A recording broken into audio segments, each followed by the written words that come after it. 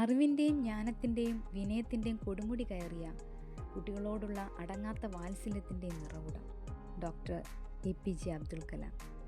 രാമേശ്വരത്തെ ഒരിടത്തരം മുസ്ലിം കുടുംബത്തിൽ 5 മക്കളിൽ ഇളയവനായി 1931 ഒക്ടോബർ 15 ജനിച്ച ആവുൽ പക്കീർ ജൈനുലബ്ദീൻ അബ്ദുൽ കലാം എന്ന ഡോക്ടർ APJ അബ്ദുൽ കലാം ആദ്യം ലോകം ആദരിക്കുന്ന ശാസ്ത്രജ്ഞനും പിന്നെ നമ്മുടെ നാടിൻ്റെ പ്രഥമ പൗരനുമായ കഥ. പഠിക്കുവാനുള്ള ആഗ്രഹം മൂലം കഠിനാധ്വാനിയായ ഒരു വിദ്യാർത്ഥിയായിരുന്നു കുഞ്ഞുകലാം. മണിക്കൂറുകളോളം പഠനത്തിൽ വ്യാപൃതനായിരുന്നു. ഗണിതത്തിൽ വല്ലാത്ത കമ്പം ചെറുപ്പം മുതലേ ഉണ്ടായിരുന്നു. വെളുപ്പിന് 3:30 എഴുന്നേറ്റ് 1 മണിക്കൂറോളം ഗണിതം പഠിക്കുവാനായി പോയിരുന്നു.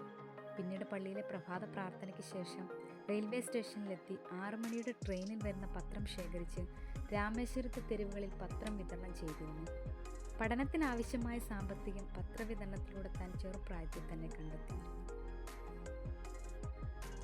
മിസൈൽ സാങ്കേതിക വിദ്യയിൽ അദ്ദേഹത്തിൻ്റെ സംഭാവനകൾ കണക്കിലെടുത്ത് ഇന്ത്യയുടെ മിസൈൽ മനുഷ്യനെന്ന് കലാമിനെ വിശേഷിപ്പിക്കാറുണ്ട്. ഇന്ത്യയിലെ ഏറ്റവും പ്രശസ്തരായ ശാസ്ത്രജ്ഞരിൽ ഒരാളായിരുന്ന അദ്ദേഹം കുട്ടികളെ സ്വപ്നം കാണാൻ പഠിപ്പിച്ച മഹത് വ്യക്തി കൂടിയായിരുന്നു. 48 യൂണിവേഴ്സിറ്റികളിൽ നിന്നും മറ്റ് സ്ഥാപനങ്ങളിൽ നിന്നുമായി നിരവധി ഡോക്ടറേറ്റ് ബിരുദങ്ങൾ ലഭിച്ച അപൂർവ ബഹുമതിയുള്ള വ്യക്തി. 1981 പത്മഭൂഷണും 1990 പത്മവിഭൂഷണും 1997 ഭാരതരത്നയും ഡോക്ടർ അബ്ദുൽ കലാമിന് ലഭിച്ചു. 2002 മുതൽ 2007 വരെ ഇന്ത്യയുടെ 11ാമത്തെ രാഷ്ട്രപതിയായി സേവനമനുഷ്ഠിച്ചു. 1 രൂപ മാത്രം പ്രതിമാസ ശമ്പളം കൈപ്പറ്റിയിരുന്ന പ്രസിഡന്റ് 2007 ജൂലൈ 25 രാഷ്ട്രപതി സ്ഥാനമൊഴിഞ്ഞു. ഇന്ത്യ കണ്ട എക്കാലത്തെയും എളിമയുള്ള ദീർഘവീക്ഷണമുള്ള രാഷ്ട്രപതിയായിരുന്നു doctor APJ Abdul Kalam.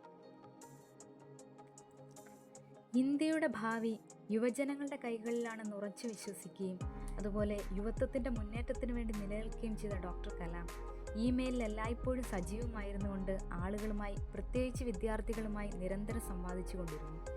2020 India ഒരു വികസിത രാഷ്ട്രമാക്കുന്നതിലായിരുന്നു അദ്ദേഹത്തിൻ്റെ പ്രധാന ശ്രദ്ധ. ധാരാളം പുസ്തകങ്ങൾ രചിച്ച അദ്ദേഹത്തിൻ്റെ ആത്മകഥയാണ് അഗ്നിച്ചിറകുകൾ. ഡോക്ടർ കലാമിൻ്റെ പുസ്തകങ്ങൾ നിരവധി ഇന്ത്യൻ ഫോറിൻ ലാംഗ്വേജുകളിലേക്ക് ട്രാൻസ്ലേറ്റ് ചെയ്തിട്ടുണ്ട്. 2015 ജൂലൈ 27 84-ാം വയസ്സിൽ അദ്ദേഹം അന്തരിച്ചു. ഷില്ലോങ്ങിൽ ഇന്ത്യൻ ഇൻസ്റ്റിറ്റ്യൂട്ട് ഓഫ് മാനേജ്മെൻറ്റിൽ പ്രസംഗിക്കുന്നതിനിടെയുണ്ടായ ഹൃദയാഘാതത്തെ തുടർന്ന് അദ്ദേഹം കുഴഞ്ഞു വീഴുകയായിരുന്നു.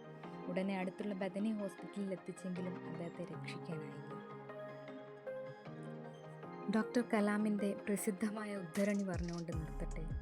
മനുഷ്യനെ ദൈവത്തിൽ നിന്ന് അകറ്റാനുള്ളതാണ് ശാസ്ത്രമെന്ന് ചിലർ പറയുമ്പോൾ അത്ഭുതം തോന്നാറുണ്ട്. എനിക്ക് ശാസ്ത്രം ആത്മസാക്ഷാത്കാരത്തിൻ്റെയും ആത്മീയ സമ്പൂർണ്ണതയുടെയും മാർഗം മാത്രമാണ്.